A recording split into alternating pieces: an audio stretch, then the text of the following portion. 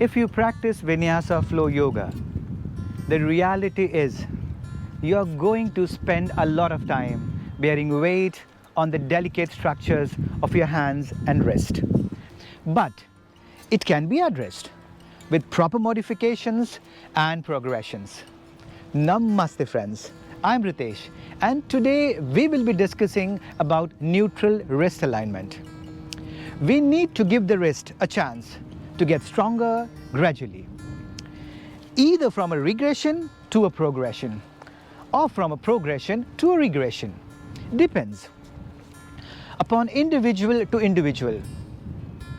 The problem increases when your core is weak, or mostly yogis bring their weight forward towards the shoulders, creating more extension in the wrist.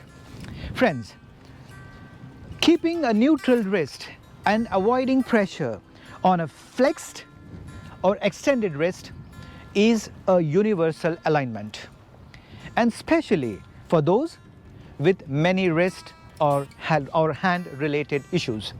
A neutral wrist position is best supported by the muscles and the nerves, and they are not being compressed. Many dedicated yogis experience wrist pain at some point in their journey of their practice.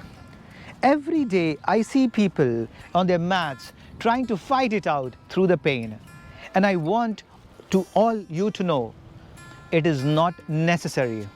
Our yoga practice should make our body feel spacious, energetic and alive, not full of pain. The majority of asana injuries can unfortunately be attributed to poor alignment. When we use poor alignment in postures we practice frequently, we weaken and stress our joints. And when we use proper active alignment in the same poses, all of a sudden the pain subsides and the joint and muscles begin to work in harmony.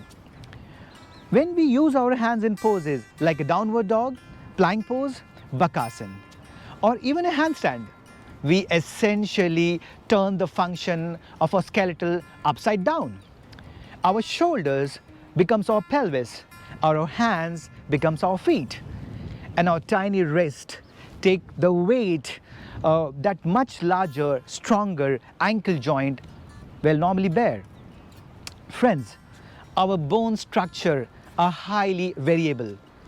Along with lifestyle patterns, some of us need to take care and attention for the carpal tunnel, for others ulnar side of the wrist, and so even some of us structural condition on the radial side that requires accommodation and modifications.